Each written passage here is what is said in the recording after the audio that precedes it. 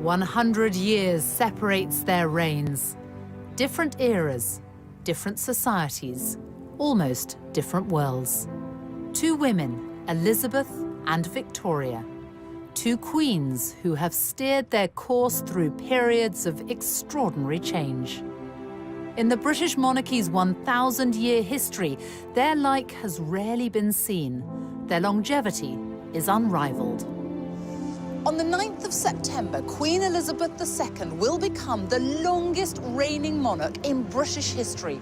She will break the record set by her great-great-grandmother, Queen Victoria, who was on the throne for 63 years and 7 months. Yet they became monarchs unexpectedly at a young age. Neither Queen Victoria nor Queen Elizabeth were born to be queen, and indeed, there was no great expectation that either of them would be. I think certainly we'll look back and say there's been the biggest changes in society under these two female monarchs. I think history will look back on them both and compare them because it's really so incredibly unique. And both of them symbolize their country, and that's what's so wonderful about monarchy. It is a symbol above politics.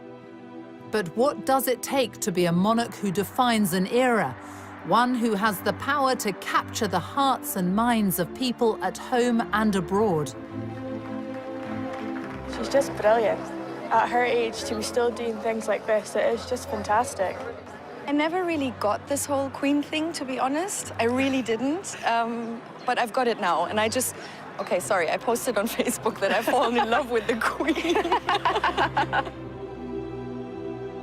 As the Queen reaches this milestone, we look at the long reigns of two extraordinary women and ask how they've managed to provide such enduring stability in an ever-changing world.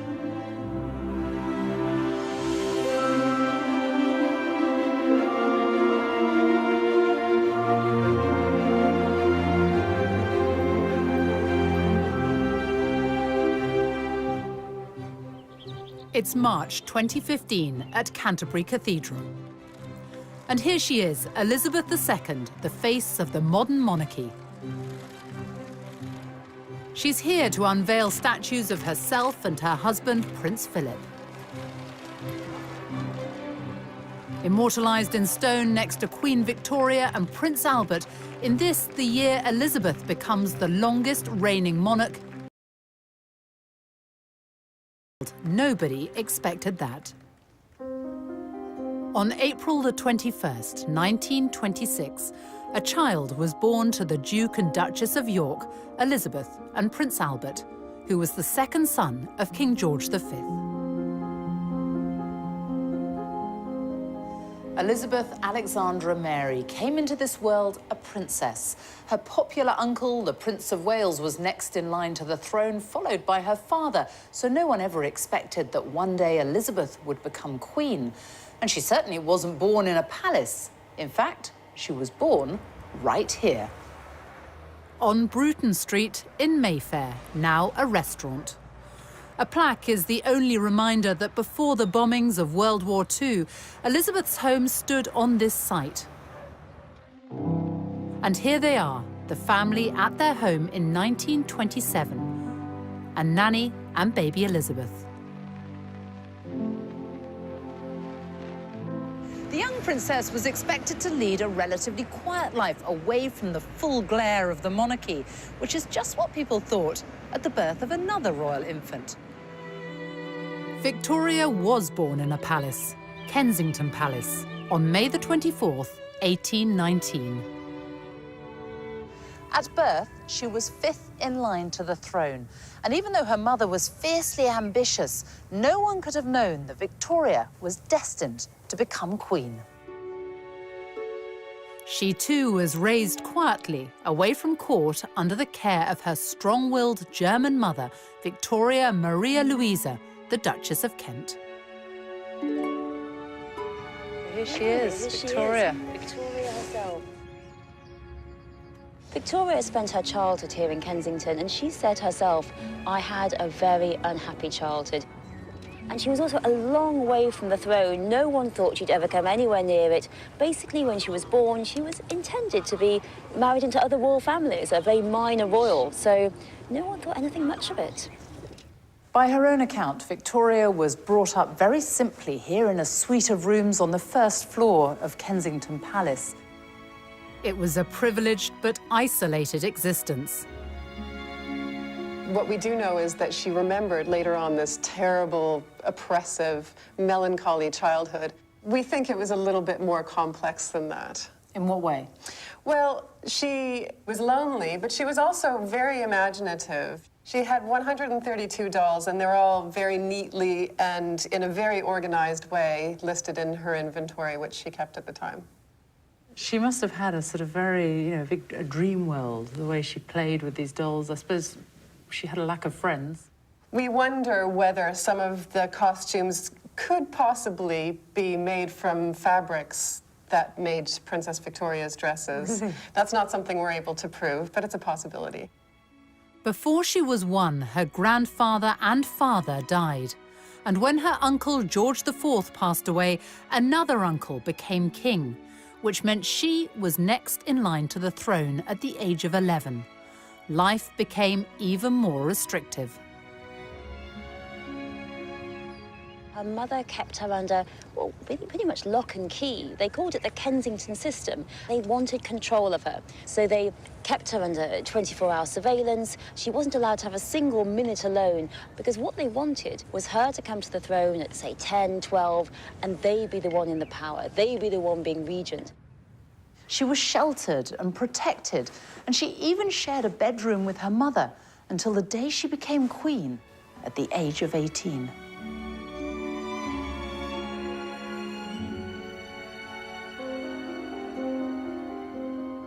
In stark contrast, Elizabeth's early life was happy and carefree.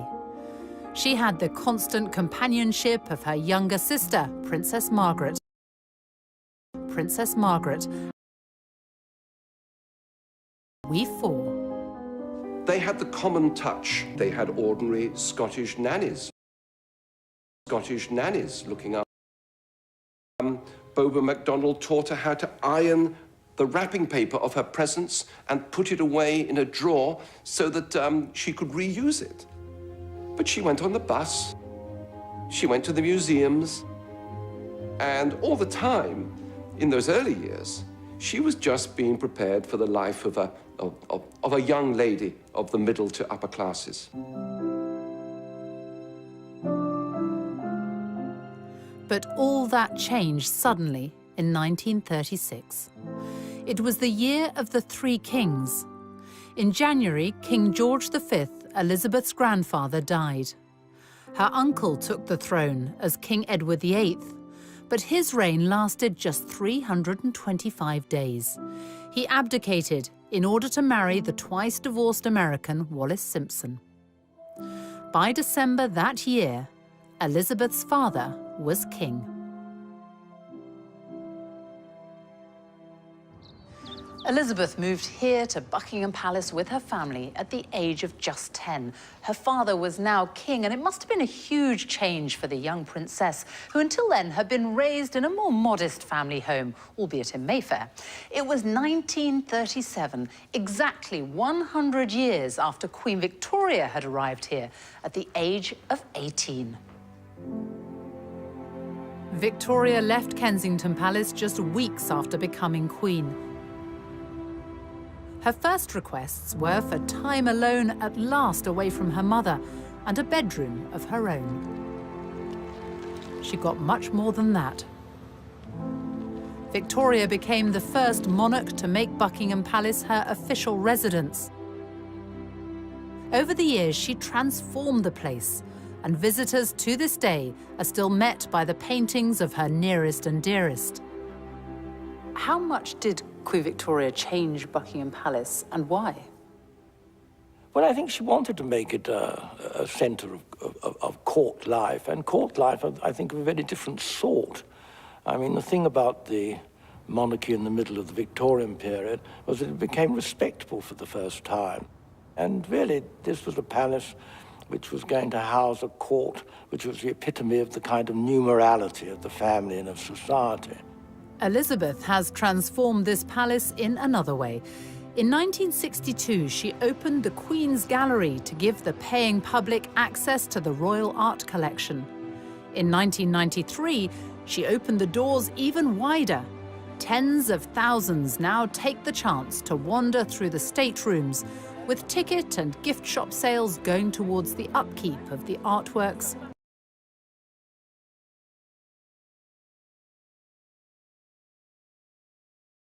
Guests are invited to a reception at Buckingham Palace for the Queen's Award for Enterprise, now in its 50th year. And each guest is greeted personally. It means a huge amount to these businesses. You could be in China, you could be in India and Brazil. People will see the emblem of these awards and they will know that you've got that because you're a very successful British business, and it actually then leads to more business, which is great news for Britain. Such a boost to me personally, to my confidence as a businesswoman, but obviously to the business. I've met so many fantastic other businesses, so I look forward to a lot more business networking as well. The questions she was asking tonight were quite interesting. They were very business orientated, and she obviously knows what's going on, which is great, you know. The Queen herself is such an inspiration for all of us. And so for women in general, I think, you know, I mean, an inspiration of hard work, dedication, you know, like what entrepreneurs should look up to.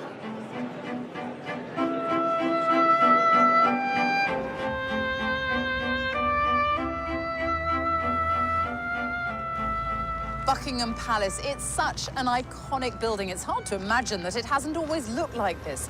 But Queen Victoria wanted to extend the palace, and so she sold Brighton Pavilion to pay for it and added on this whole frontage, everything you can see now, including, of course, one of the most famous balconies in the world. Here's Victoria in 1893, first photographed on the balcony. And Elizabeth, her great-great-granddaughter, making her debut as a baby. Across time, the balcony became a sort of rallying point for the nation. No more so than in May 1945, when war in... as Elizabeth stood proudly by him in her uniform.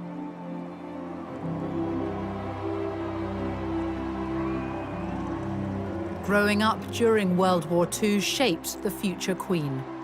In 1940, she was the teenager who gave this radio broadcast for children forced to evacuate their homes. My sister Margaret Rose and I feel so much for you, as we know from experience what it means to be away from those we love most of all. You would have thought that the royal family would have been moved a long way away to safety, but instead the princesses came here. They lived here in Windsor Castle for much of the war, and the castle was stripped of all its finery. The paintings were removed and hidden in caves in Wales and other places. And it was a very much diminished castle, except for the magnificence of the buildings. There was a big air raid shelter built under one of the towers, which no one liked using, but they did when the air raid sirens sounded. As the bombing raids of the Blitz hit, it was suggested that the princesses should be evacuated, to which the Queen Mother had an immediate reply. She said, "The children would never leave without me. I would never leave without the king, and the king will never leave." Indeed, in September 1940, the king and queen were very nearly killed when a German bomber flew up the Mall and dropped its bombs directly on Buckingham Palace. They concealed how nearly they came to death. They realized instantly that they had to be the focal point of the nation at war. And that was transferred to Princess Elizabeth, and we have seen that ever since, duty is what has defined her and led her and inspired her. Elizabeth, unlike Victoria, was able to learn the art of being a monarch from her parents. But both entered public life in the same way and in the same place, each showing their commitment to the armed forces.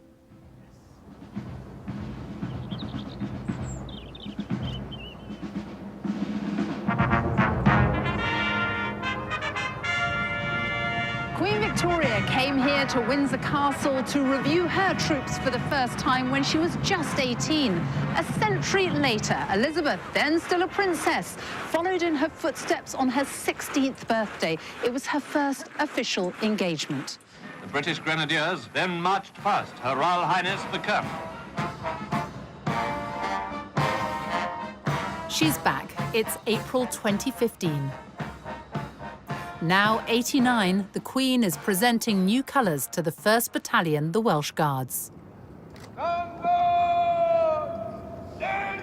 She knows the military inside out and played her part in the war effort when she joined the Auxiliary Territorial Service at the age of 18. One of the things she did was to learn how to strip down her truck. And there are famous pictures of her doing so. And she worked with other people who had been called up who were serving from all walks of life. And I think that was her first proper introduction to life outside of the family.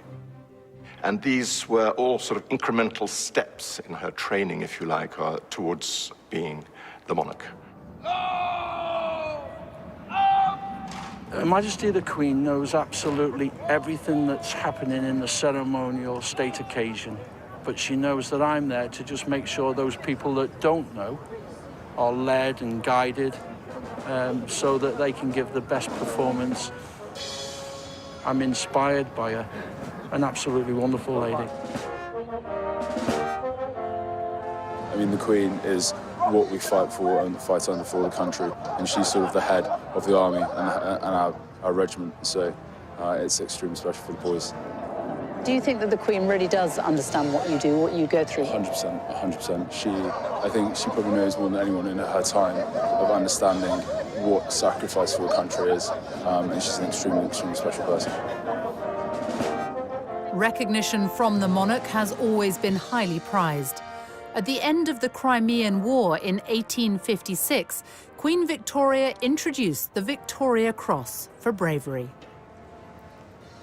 A medal has been created in Elizabeth's name too, the Elizabeth Cross, for the next of kin of British servicemen and women killed on military operations or by terrorism. 2 recent tours of Afghanistan have seen the Welsh Guards lose 9 men. Lieutenant Mark Everson was one of them. You have been awarded the Elizabeth Cross. Yeah. In memory of your son. Yes. Just explain what the Elizabeth Cross is and how important it is to you. Most awards that are given to soldiers, but this is something for the families, which is actually saying, you know, the families are involved in this as well. However prepared one is for soldier death, it leaves a huge hole in families.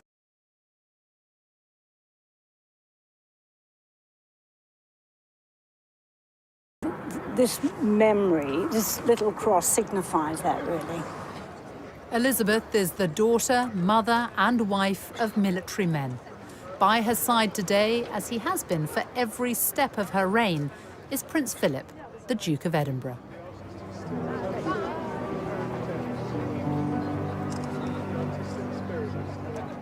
They got to know one another in 1939, as Elizabeth accompanied her parents on an official visit to the Royal Naval College, Dartmouth.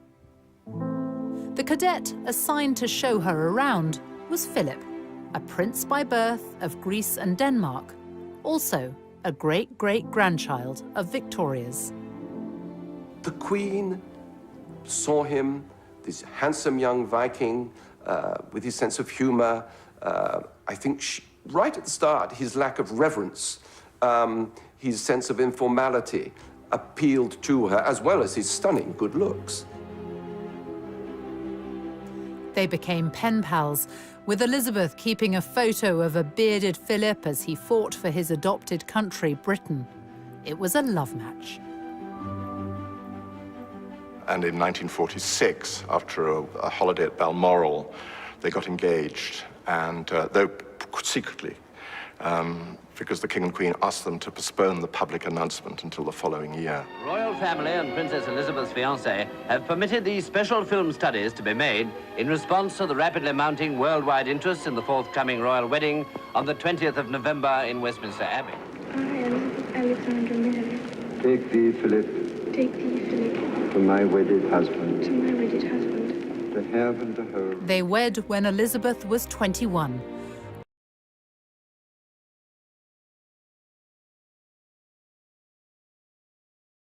And that of any other British sovereign.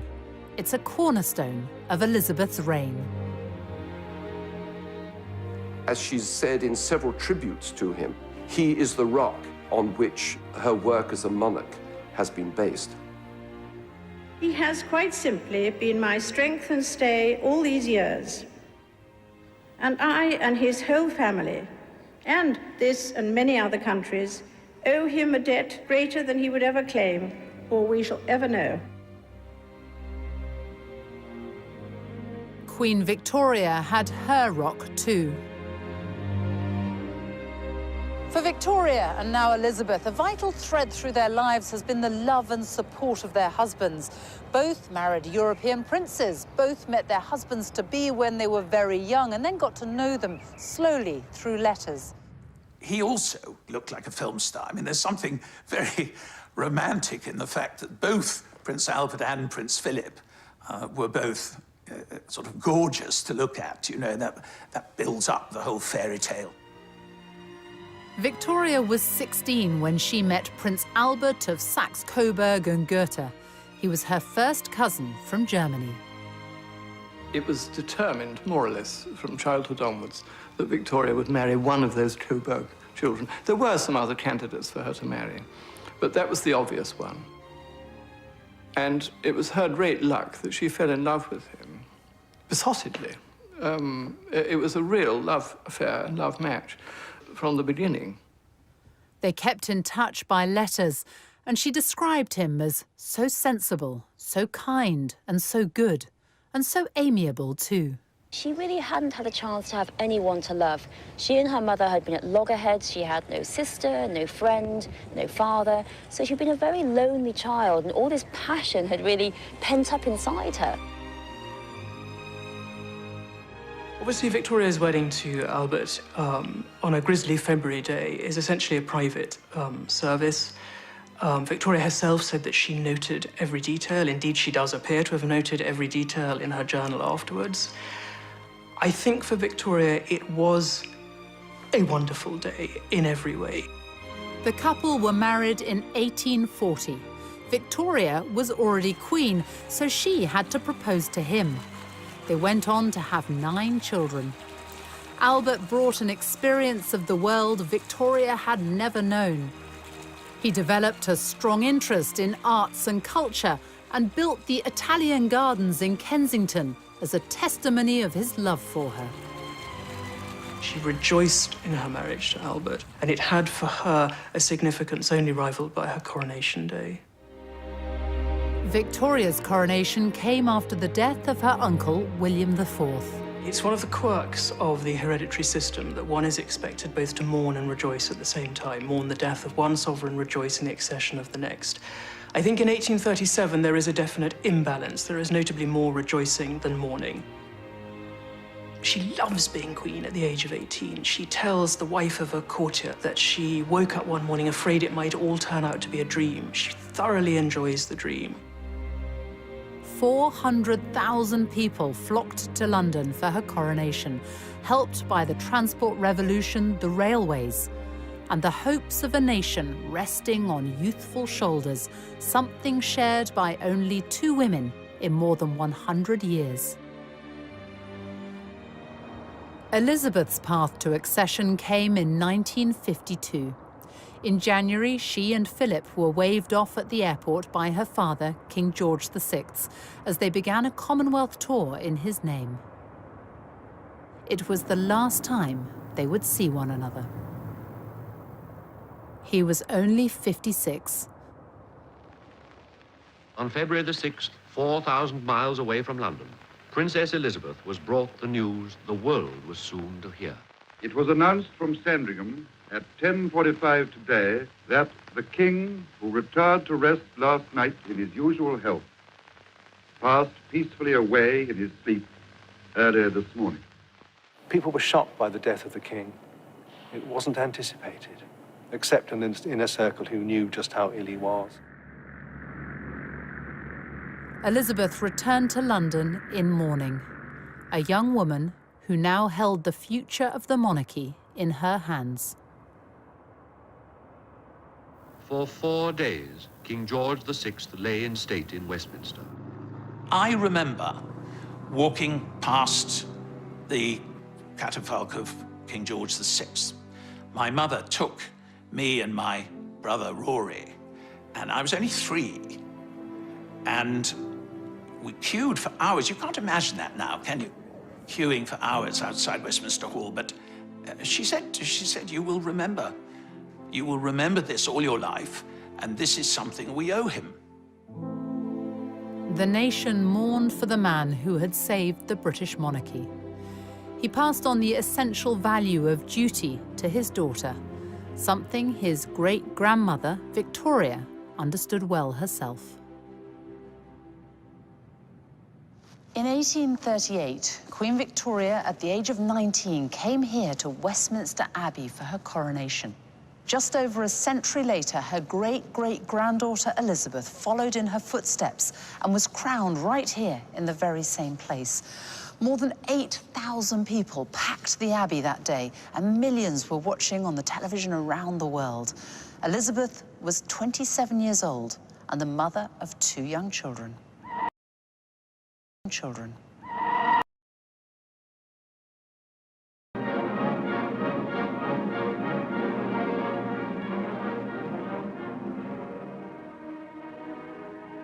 How was Elizabeth received at the coronation?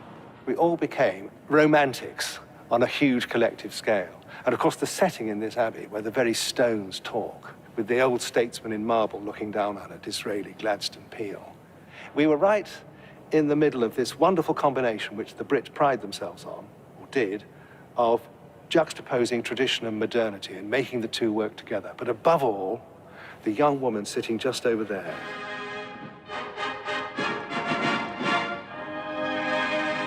Seared across the Velcro of memory, and it's a very dazzling searing because post-war London was very drab. We'd lost 1/3 of our wealth in the war. There was still rationing. Very few people had any new clothes. And yet suddenly, in amidst this heroic drabness, there was the starburst of the coronation of the new, beautiful young queen.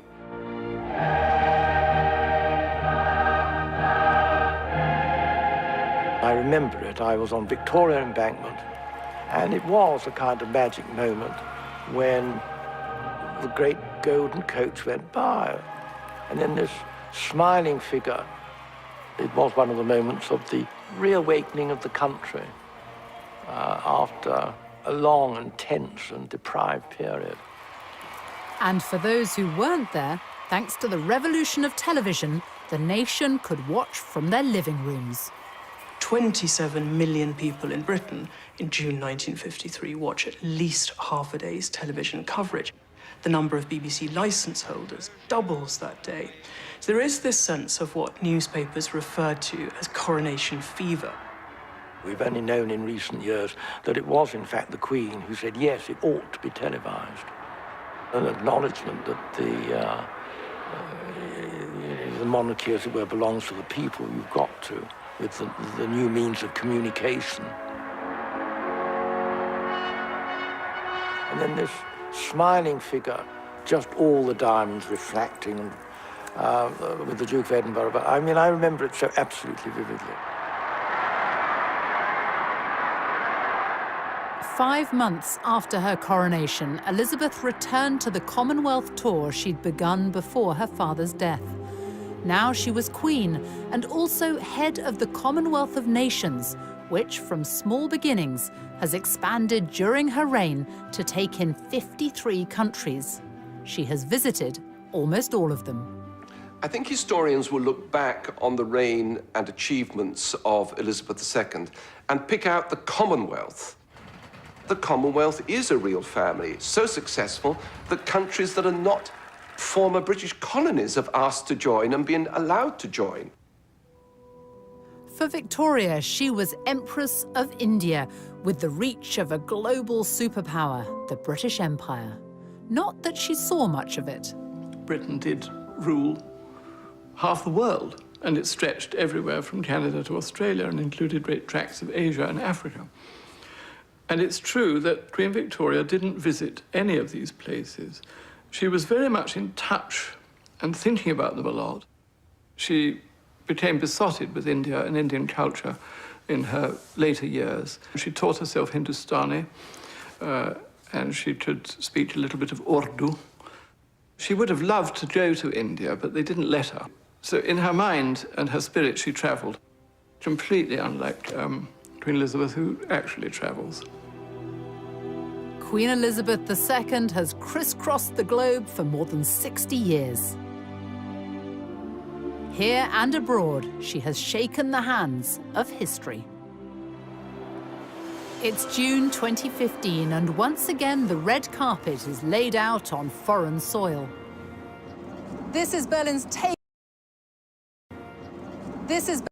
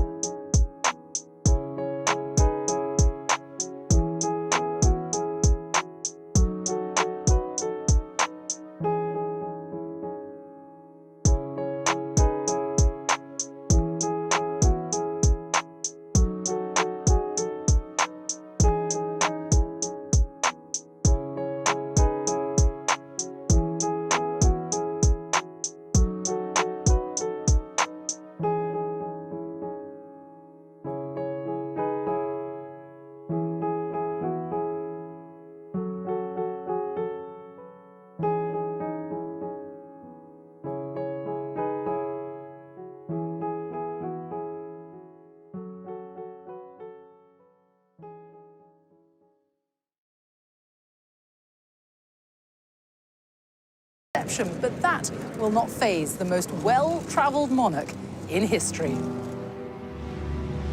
The Queen first came to Germany on a state visit in 1965.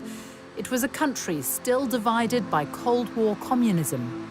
Her visit was a gesture of solidarity and a step towards normalizing relations with Germany in the decades after World War II. People still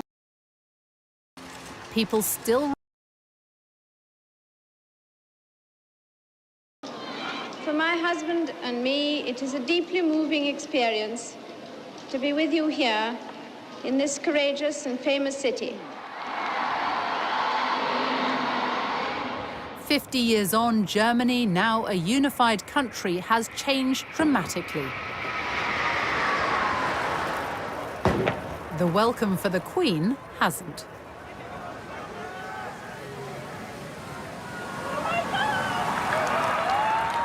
Wherever the Queen goes, she brings with her a sense of occasion, and there's been real excitement here in Germany in the run-up to this visit. She's on every front page today, and the papers are full of what to do, what to wear if you meet her. And German television has been running British-themed programmes. And that's the thing about the Queen. Wherever she goes, she brings with her an indefinable something that no one else can. The Queen is our big differentiator in the eyes of many of our foreign partners and friends. They deal with other governments, they deal with other heads of state, but the Queen is something completely unique. And you see that in the reaction of the crowds lining the streets.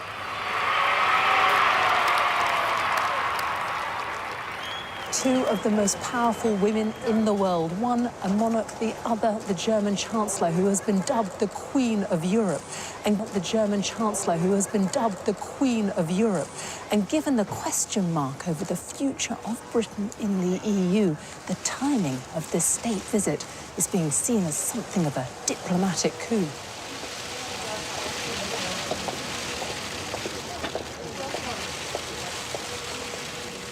I think for many people, for many different reasons, this is a very important visit, a very important moment, and it brings Britain and Germany closer together at a time which is, for us, actually very important for there to be good and close relationships.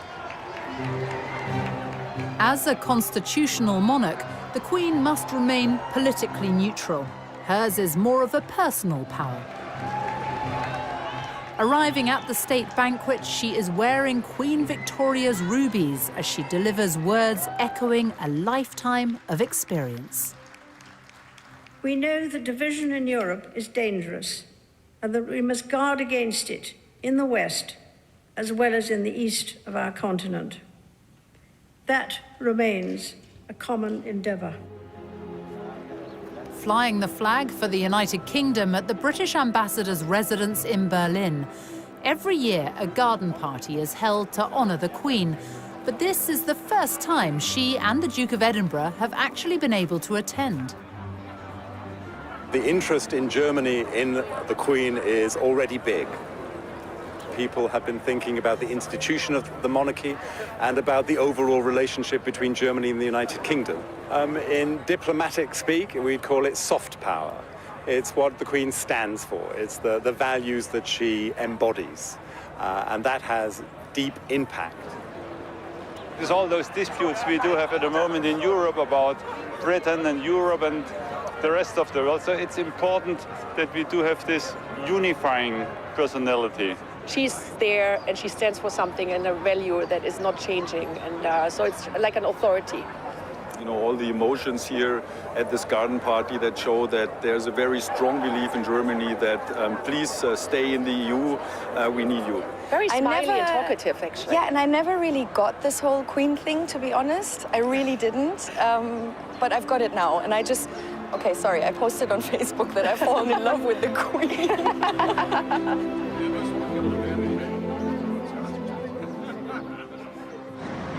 In Germany's modern democracy, sections of the wall which once separated East from West in the Cold War now stand only as symbolic fragments.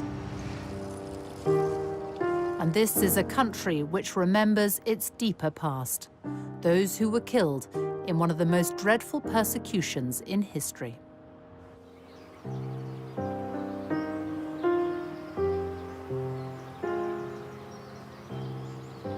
70 years ago, British forces liberated this camp, and they discovered, much to their horror, that on this very soil, tens of thousands of people had died in a most horrific fashion. It was liberated by World War II Allied troops in April 1945. 70 years later, it is the Queen's request that she and the Duke of Edinburgh end their German state visit by paying their respects at the site of the Bergen-Belsen concentration camp. And for some, the memories are very personal. To me, it was just one huge horror story. How any human beings could treat other human beings in this way. Just incredible. I don't think there was a sort of screaming of joy because everybody thought we must be dreaming. We hear an English voice. That wasn't what we were preparing us for. We were preparing us to die.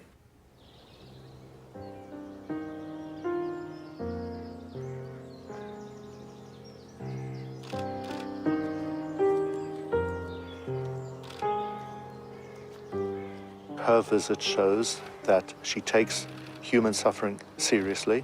She identifies with the pain and deep suffering of the Jewish people.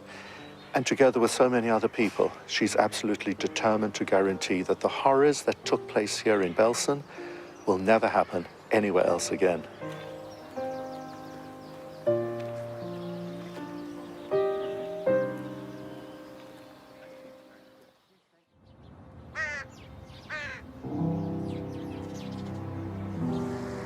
In Britain, religion and the monarchy are forever intertwined.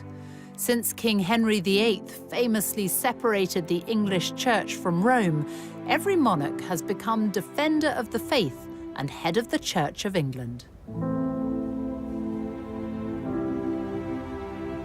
Victoria. She was devout, outspoken on church matters.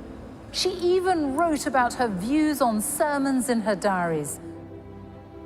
I think that sincerity of faith is something that Queen Victoria shares with Elizabeth II.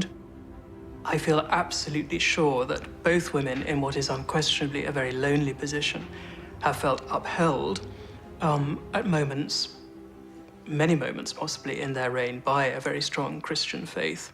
Many have found the practice of quiet personal reflection surprisingly rewarding, even discovering greater spiritual depth to their lives. In her Christmas broadcasts, she talks often about how the teachings of Christ are what inform and inspire her.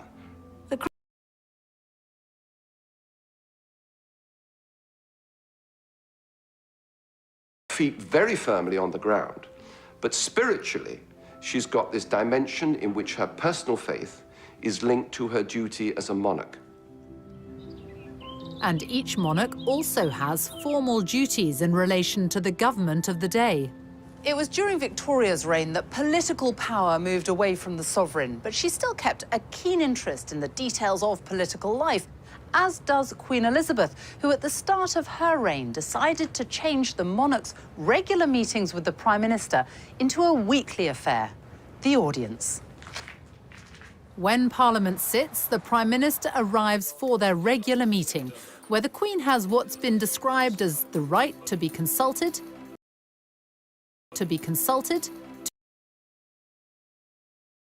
the course of 12 British Prime Ministers.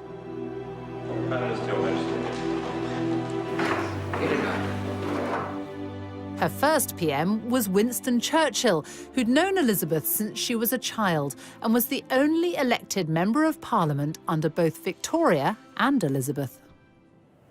Well, Churchill was in love with her. There's no other way of putting it. A member of his private office said that he was dotty about her and felt very protective of her and wanted to ease her into the duties of monarchy. And she receives the red boxes daily, containing cabinet and foreign and Commonwealth papers. She's been terribly well informed. When you think about it, the first weekly intelligence summary she got from the Joint Intelligence Committee in February 1952 would have had at least a section on it, I'm sure, of Stalin's capabilities and military intentions. Can you imagine it? The long reigns of Elizabeth and Victoria mean they have had to steer their way through periods of extraordinary change. Queen Victoria's reign saw the Industrial Revolution, economic progress, and the growth of the British Empire. Scores of grand buildings went up during the Victorian age, many of which are still with us today, like this one, the Victoria and Albert Museum. It houses one of the largest collections of decorative art and design in the world.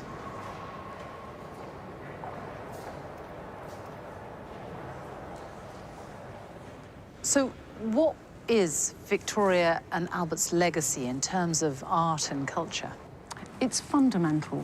I mean, this museum, as you know, is the Victoria and Albert Museum, and that name is not an accident. It was renamed the Victoria and Albert Museum in 1899, and it was one of Queen Victoria's last public appearances when she came to lay the foundation stone of the front of our museum. How big a role did Victoria and Albert have in bringing the arts to the people? Throughout her life, and indeed throughout Albert's life, they were actively promoting education and culture, art and science. This whole complex at South Kensington is thanks to the way they supported and promoted these activities. So much so that this area became known as Albertopolis, also taking in the Albert Memorial, Victoria's vast tribute to the man she adored, who died at the age of 42. The great expansion seen in the Victorian age has not been repeated during Elizabeth's reign. Instead, there have been huge leaps in science, technology, medicine, even space travel, and far greater freedom and tolerance. In an age of rapid innovation and cultural change, the Queen recognises pioneers from every field. At Windsor Castle, she has a gathering of the holders of the Order of Merit. It's a celebration of the elite from music, art, medicine, astronomy, architecture, theatre. Queen Victoria may have been the first monarch to try the telephone with none other than the inventor Alexander Graham Bell. But it was Elizabeth who, in 1958, made the first direct-dialed long-distance telephone call. This is the Queen speaking from Bristol. Good afternoon, Lord Provost. Good afternoon, Your Majesty.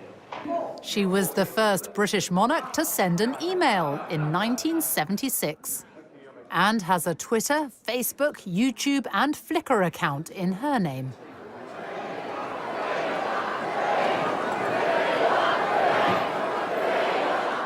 In the monarchy's 1,000-year history, only 2 British sovereigns have marked their silver, golden, and diamond jubilees. Victoria and Elizabeth. To mark her 60 years on the throne, Elizabeth chose to be photographed in front of the Queen Victoria Memorial with the diamonds worn by Victoria more than a century earlier.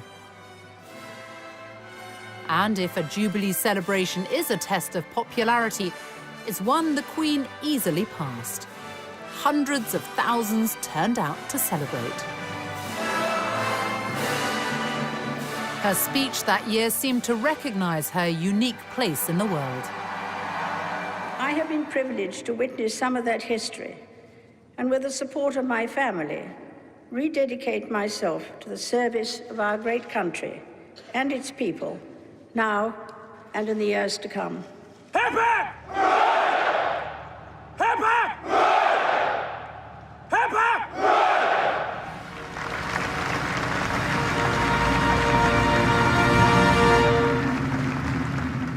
And then that same year, for the London Olympics, the Queen was cast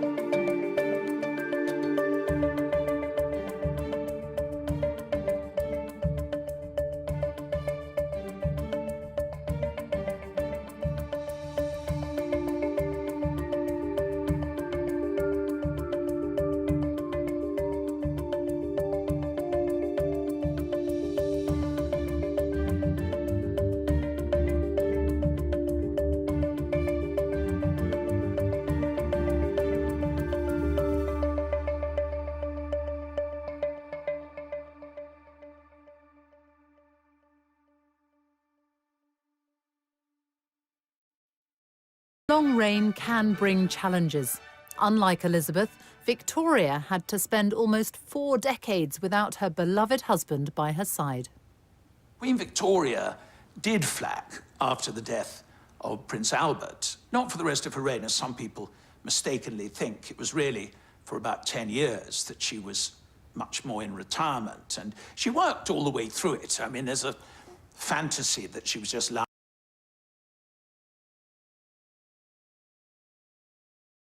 years. The politicians constantly feared, because she was so reclusive and shy and didn't like waving from balconies and didn't wear crowns, that somehow or another she was out of touch. And in a very mysterious way, she wasn't. In June 1897, Queen Victoria was persuaded to make an effort for her Diamond Jubilee. She was captured in this rare footage, and she had an empire to call upon. London had never seen anything like it. The Bengal Lancers, people from all over the world, African warriors, parading through the streets with all their wonderful costumes and uniform. It was partly a demonstration of this extraordinary political stability, that this institution, which had been so fragile in 1837, was now going stronger than ever in 1897, thanks to this very eccentric, clever but strange woman sitting in an open carriage riding through the streets of London in a black bonnet. The whole place was alive with excitement. Both Victoria and then Elizabeth came here to St Paul's Cathedral to mark their Diamond Jubilees. For Victoria, who by then was 78, it was a rare public appearance. She was still mourning Albert decades after his death. And she was frail, too frail to climb these stairs and go inside. So instead, when her carriage drew up here in front of jubilant crowds, she remained in it, and the whole service came out to her.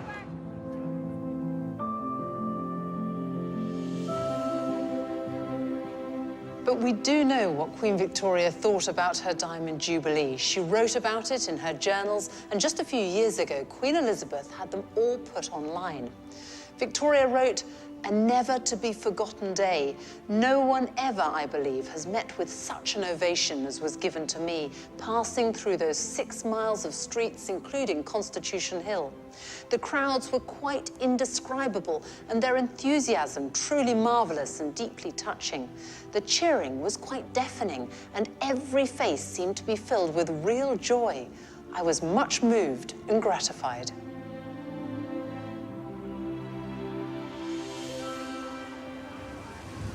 As well as being visible, the monarch must connect with every part of the United Kingdom. Today, the Queen, a direct descendant of Mary Stuart, Queen of Scots, arrives in Edinburgh for Holyrood Week. It starts with the ancient ceremony of the Keys, unchanged since Victoria's time. Well, it's a very significant process because it's the presentation of the city's keys to the monarch. But also, you know, for people of the city, it's a meaningful event because it's about the Queen's authority in the city. It's also about a welcome for garden party guests in the spectacular grounds of the palace. Royal garden parties were introduced by Victoria at Buckingham Palace in the 1860s and brought here to Scotland by Elizabeth's grandfather, George V. This is the Queen attending as a child. 8,000 people have been invited to this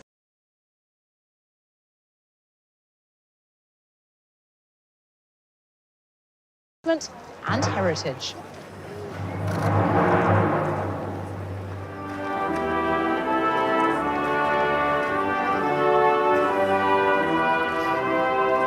She's just brilliant.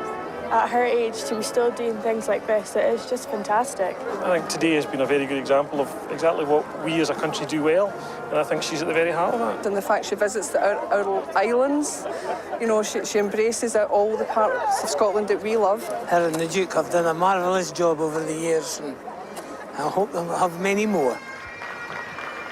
what over the 6 decades of her reign has been done is the knitting together, I think, of an extraordinarily ever richer tapestry of Scottish life.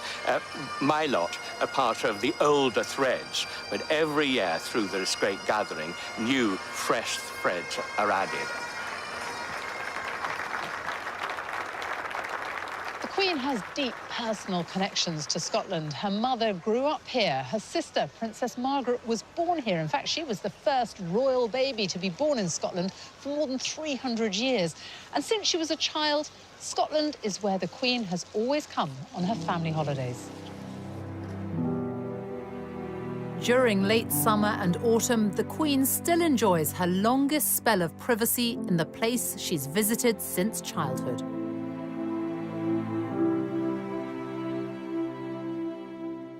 It's a tradition started by Victoria, who in her 20s was only the second reigning British monarch to venture north of the border since the days of Charles I. Queen Victoria and Prince Albert fell in love with Scotland. Prince Albert saw Germany in it. He was reminded of Germany, the sort of forests of firs and all that kind of thing. Queen Victoria was privy to a kind of ordinary life up there that was more difficult in Windsor or in London. Victoria did deer stalking and watercolours and long walks in the heather and getting rained upon and all that. I think there's something about its sort of vastness when you get up into the Highlands, and that sense of being far away in this kind of mountain kingdom. Victoria and Albert bought land here, which they developed, building the magnificent Balmoral Castle. Balmoral was very carefully chosen up on a bluff with the forest quite far back and the water very much below and so on. And it became their own place. You know, it wasn't a house of the British monarchy. It was the house of Victoria and Albert. And that meant a great deal to her. The home, lovingly designed by Albert for Victoria, now belongs to Elizabeth. A private residence, but no longer just a royal idyll. For 18 weeks of the year, it's open to the paying public. As she grew older, Victoria spent much of her life at Balmoral.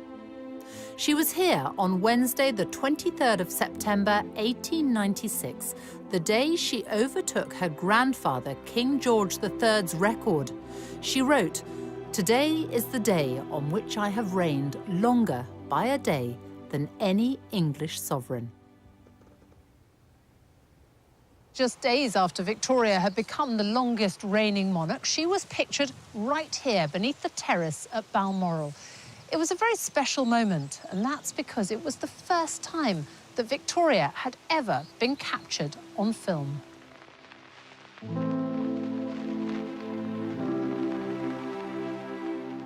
Here she is, surrounded by dogs, children and grandchildren. Victoria, a focus of national unity, who chose to mark her momentous day quietly. Elizabeth will also be in Scotland, but will carry out some official engagements.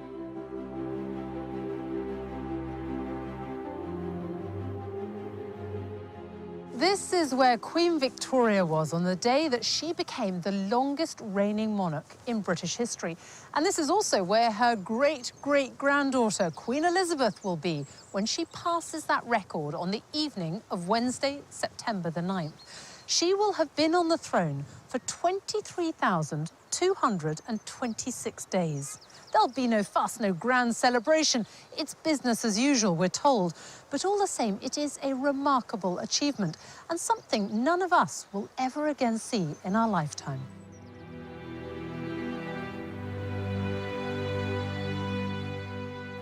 Even for those that don't think about the monarchy or don't follow it particularly, the fact that she is there and it's there as an institution and she never puts a foot wrong.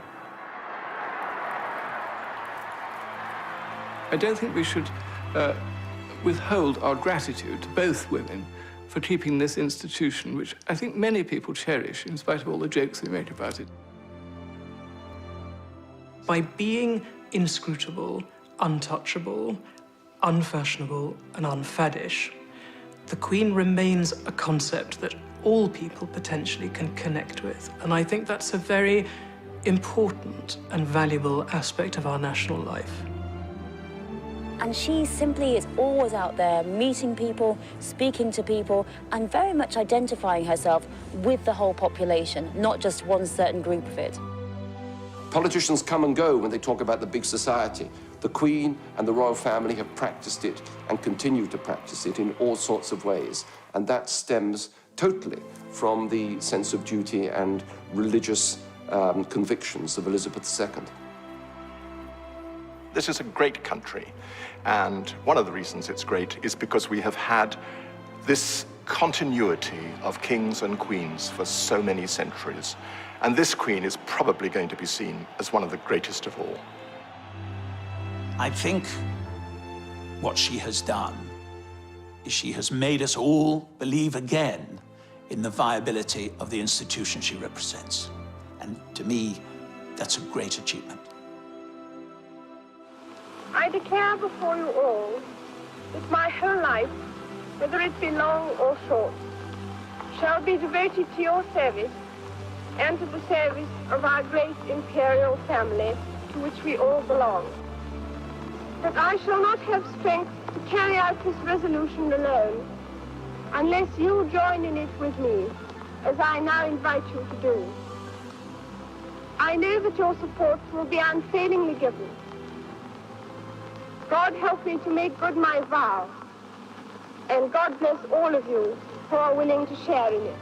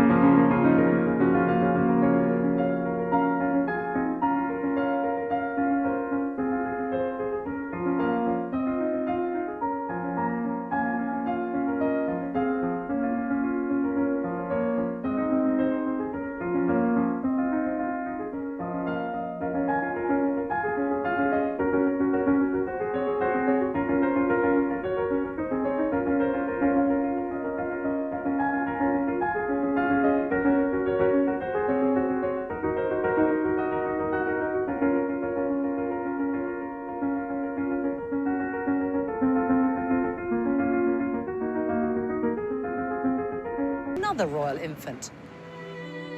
Victoria was born in a palace, Kensington Palace, on May the 24th, 1819. At birth, she was 5th in line to the throne. And even though her mother was fiercely ambitious, no one could have known that Victoria was destined to become queen. She too was raised quietly, away from court, under the care of her strong-willed German mother, Victoria Maria Louisa, the Duchess of Kent. Here she is, Victoria. Victoria herself. Victoria spent her childhood here in Kensington, and she said herself, "I had a very unhappy childhood." And she was also a long way from the throne. No one thought she'd ever come anywhere near it. Basically, when she was born, she was intended to be married into other royal families, a very minor royal, so no one thought anything much of it. By her own account, Victoria was brought up very simply here in a suite of rooms on the first floor of Kensington Palace. It was a privileged but isolated existence. What we do know is that she remembered later on this terrible, oppressive, melancholy childhood. We think it was a little bit more complex than that. In what way? Well, she was lonely, but she was also very imaginative. She had 132 dolls, and they're all